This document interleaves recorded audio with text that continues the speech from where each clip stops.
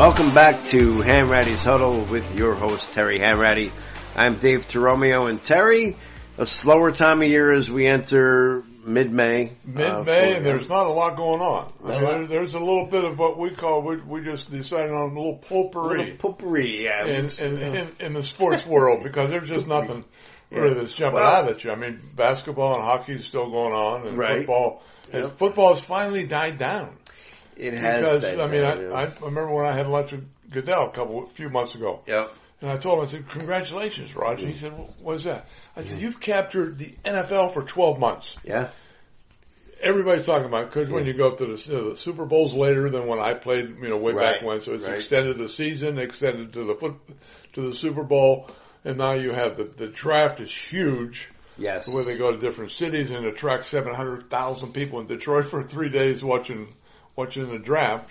And then they got the mini camps and whatnot, and they've captured just about 12 months out of the year. That's right. It is amazing. It's become year round, and obviously, you do have mini camps, and the mini camps vary in time frame. They're not all at the same time. So some teams are doing them now, some will be a little later in May, and then you have June is kind of like almost a dead month, and then but before you know it, they'll be coming to camp, and we'll be talking about preseason games. And that's pretty much when all the coaches go on vacation. They usually give them June off, then boom, you start back and get ready for the big grind. Well, let's talk about that for a second, because in our potpourri schedule here, Goodell has come on record as saying he would like to see less preseason games, and they want to increase the NFL to an 18-game regular season schedule. 18 games, can you imagine? I think that has been there for the asking. Yeah. We all knew it was going to get to 18 games eventually. Yep. And the preseason games, think back. I keep bringing back, in the old days. But that's where I grew up, in the old days. Of course, yeah. And we had 6 preseason games. Wow, yeah, that's insane. It really is. And here's the more insane part. Yeah. I'm going to give you a little trivia question here. Okay. Or quiz, more or less. All right. After tax.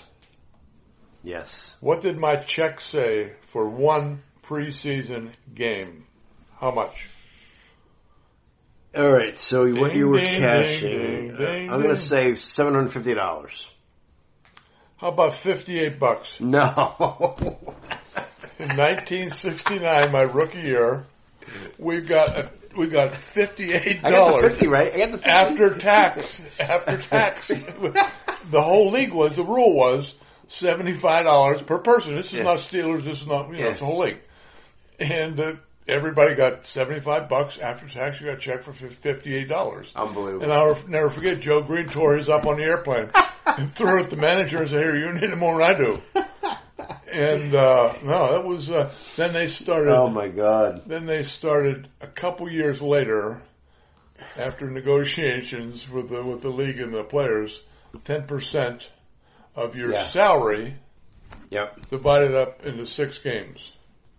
Gotcha. So if you made $100,000, which nobody did, but that's good round numbers. Yeah, got $10,000 separated into 6 games. Wow. But that's amazing. Even then, you didn't choke on it. No. And now the per diem they get, which a lot of people don't realize, is apart from their salary. If they go on the road, they're given money for meals or and fed. So it's kind of but it's probably $50 probably for breakfast. Well, we used to get a meal check or meal cash in a little envelope, brown envelope with $12 in it. Don't spend this all over. See, you'll get 2 Egg McMuffins or something. So okay, well that's interesting. That's a great story to tell about Joe Green. And so see, this is where our mishmash has brought us. But there is some sad news in your world which you wanted to share about one of your former teammates. One of my teammates at Notre Dame, Kevin Hardy. I'm sure all the old-timers out there won't remember Kevin. Kevin was huge. He was 6'7", 300 pounds. Yeah. Now, back in the day, he's the only person over 300 that we had on the Notre Dame football team. Yeah. And very few people had a 300-pounder on their team. Now every lineman is 310. Yeah. But back then, Kevin was probably one of the best athletes I've ever known. Yeah. He was an All-American tackle at Notre Dame, first-round pick by the New Orleans Saints. He started on the Notre Dame baseball team. He was the sixth man on the Notre Dame basketball team. Right. He was a single-digit handicap in golf. No. And you don't want to play pool against him because he'll beat you. Just a natural. And he was also our punter. Can you imagine now? Yeah. You got a 6'8", 300-pound guy back there, 12 yards behind the center, waiting for that snap. And, he kicked the ball, and he averaged, probably about 42 yards a kick. But Kevin was just, and he was young. He was late 70s. Yep. And he had trouble there for a while. And at the end, it wasn't pretty, but, we love Kevin, and he was, just a real great teammate and great friend. Yeah, well, rest in peace, Kevin. Obviously, this man was a legitimate, true athlete. He was a member of the 1966 National Championship team. He was the first student athlete in almost 20 years there to earn a monogram in 3 different sports, as you said. Played defensive tackle, reserve on the basketball team. That's pretty amazing. And had almost a 400 batting average in baseball. Yeah. Wow. No, yeah. he was legitimate in all sports. Yeah, I'll say. So. Can you imagine, even at 6'7", 300? Can you imagine the agility that he has? And, to play basketball, to play baseball. And like you said, I think he batted .398. Yeah, very good. Yeah, 398. That's a pretty good average. Jeez, you kidding? a little below Ted Williams. Yeah, his freshman, he was ineligible to play his freshman year, as you know, back then they didn't. But as a sophomore, he had 38 tackles and he blocked 2 kicks, so he put that height to good use. So, and he did get an extra year of eligibility, so, because he had, a back issue. Yeah, he had about a foot-long scar on his back. Yeah, oh, wow. So, yeah, he was, well, sorry to hear that. I'm sorry for the loss of your friend and teammate. That was sad because Kevin was really good people. Yeah, listen, it's we turn around every day now, and I did mention, I don't know if I mentioned last time, but my former boss at the Football Foundation, Bob Casciola, who was the head coach at Princeton and played at Princeton, head coach at Princeton and UConn, loved college football, knew everything about college football, and just met so many great people when I was at the Football Foundation. Dick Kazmaier is having a conversation. We had Bill Bradley, I was telling on the radio show last night at the clubhouse, talking to Senator Bill Bradley, and I mentioned Dick Kazmaier because I read where he wore number 42 in honor of Kazmaier, who won the Heisman Trophy from Princeton, and he said, he did respect Kazmaier and they got along. He said even though Kazmaier was a right-wing, Republican and he was, this Democrat. So Bradley wasn't. Bradley was not. So, but that being said, that was an interesting conversation as well. So, all right. So, obviously the sports world keeps turning. We have the NHL playoffs going on. My team is out. We have the NBA, which the Knicks are kind of interesting. They're playing well. They're up 2-0 in their series. It would be very interesting in this area if the Knicks played the Celtics in the Eastern Conference Finals and the Rangers played the Bruins in the Eastern Conference Finals. That would draw a couple crowds. That would, and the There's Garden. There's some nastiness in this hockey now. Oh yeah, my wife was watching. My wife's gotten hooked on hockey, and I was driving home from the radio show last night. She's telling me about the fighting in the Bruin Panther game. So hockey's a tough sport. That is, first of all, they're on skates. I can't even skate, so who am I to criticize? But to fight and to do all the things they do is just amazing. So, and then we have Caitlin Clark, obviously, and we'll bring it back to basketball because I know you have another conversation you want to chat about for a second. Their team is 0-1, but she seems to be fitting in very well in the WNBA. But there's another player from Indiana, from French Lick, the Hick from French Lick, as they used to say. Well, everybody always likes to sit around. But back in the day, it used to be who's better, Mickey Mantle or Willie Mays. Right. Everybody likes those. Will Chamberlain and Bill Russell, and all those things. Right. And everybody likes the category. Who's your top 10 quarterbacks? Who's your top 10 shortstops or whatever? Right. But I think someone who gets really overlooked, and I think just recently has been brought up more and more. Yeah.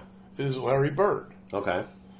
If you ever see a highlight on him, no one played the game like he did. Yeah. And people don't realize. I met him once. I went to his golf outing in Indianapolis, at a really nice club, and he is enormous. Big guy, yeah. He really is. Yeah. You know, everybody thought he was 6'7", 6'8". No, he's a good 6'9", 10". Yeah. The big guy. And you start seeing these guys like Magic Johnson now is telling stories about Larry Bird and his trash talk. Yeah. And how he's predicting, almost like the old Harlem Globetrotters. I'm going to go over there shooting and I'm running a hook shot on you.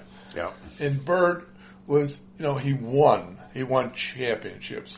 He made the league. He and Magic made the NBA back in the day because it was really faltering. Yes, and they created that with L.A. and Boston, and they had all the fans, up and cheering for these guys. Yeah. But Bird just never, for a long period of time, never really got his credit. Yeah. And I always put Michael Jordan at top. Okay. I think he is number one. Goodbye. Okay. He's the GOAT. Goodbye. Yeah. But I would even put Bird 2. Okay. No lower than 3. No lower than 3. That good. And all time, yeah. Yeah. If you look at his stats and his winning percentage and what he did for Boston, I mean, it's truly amazing. It really is. And I don't think anybody was going to outwork Larry Bird in the gym. The guy was a pure gym rat. I am curious as to, I'm sure there's a story behind it, how he went to Indiana State and not Indiana. Well, he did go to Indiana. Oh, I didn't realize that. Oh, yeah, he went to, Bobby recruited him, Bobby Knight. So he went there. But he was not Bobby's guy. I got you. Or vice versa. So he left Indiana and went to Indiana State. He transferred over. And he basically put Indiana State on the map. On the map, for sure. Because they did play in that championship game. Obviously lost to Michigan and Magic. Michigan State, thank you. Swear, just say Michigan State. I just had to get a rise out of you. I just like your reaction when I say Michigan. So yes, Michigan State, right? And then obviously their games back and forth in the pros and the finals. But you're right about the NBA because back when I was in college in the mid '80s, the NBA games, I'm talking about NBA finals, were on tape delay. They were on it like 11 o'clock at night. It was like it was like an afterthought. I mean, not now. It's obviously Red Auerbach drafted Larry Bird right on the pre-draft or whatever we called it back then. Yeah, Bird still is a first-round pick by the Celtics. Yeah, but he was still in college. He played senior year. Yeah, he Auerbach saw so much in him that he pretty much wasted a pick that year because he wasn't going to get anybody. Well, but you're waiting for the next year to get Bird. And obviously that was pretty damn good. Listen, when you're talking about sports executives, especially in basketball and the NBA, you have to include Red Auerbach as one of the top. He couldn't make it today because he couldn't light up that cigar after the game. in the locker room. Yeah, no, that's true. A character of characters, right? So, so that's very interesting. And obviously, I agree. I think he doesn't get the love he should get in terms of because these lists and it's arbitrary, right? It's all subjective, but how you and the physicality, of the game back then, right? Oh yeah. I mean, when he played against Lambeer, Notre Dame boy, which I could not believe how dirty he was. Those guys and Rick Mahorn, when they protected the middle of the defense for the Detroit Pistons. Yep. And if Magic Johnson took his 3 strides down the middle to try to dunk on these two guys, goodbye. Oh, you were going to get He'd hammered. He'd be on his ass in a heartbeat. Do you remember the radio announcer for the Celtics, Johnny Most? Oh, yeah. Johnny Most, he had a nickname for, I think it was Jeff Rulin and another, in the Washington then Bullets, McFilthy and McNasty, he called them. Well, these guys, you couldn't get a whistle blown back then. No, it was... you had to draw blood. Then they would think about throwing a whistle down. So that's very interesting. Larry Bird, certainly definitely in the pantheon in the NBA, maybe all time. And I bet he's a pretty good golfer too. These guys tend to have that hand-eye coordination as shooters, right? When they get on the golf course and they. I don't know if they can get clubs big long enough for them. Well, so okay, where does that bring us? We have. Maybe some time to think about our next podcast and where we want to go from there. Yeah, well, we're going to, obviously our weekly schedule here. Yep. And, it's going to be a little slower here, but we got to come up a little more potpourri. There's always some good controversy coming up somewhere or other, right? Yeah, exactly. Somebody will get in trouble for us, so we can talk about it. So, okay, well, let's call it a day. This is Hanratty'S Huddle, and I'm Dave Teromio. You've been listening to Terry Hanratty, and until next time, stay well.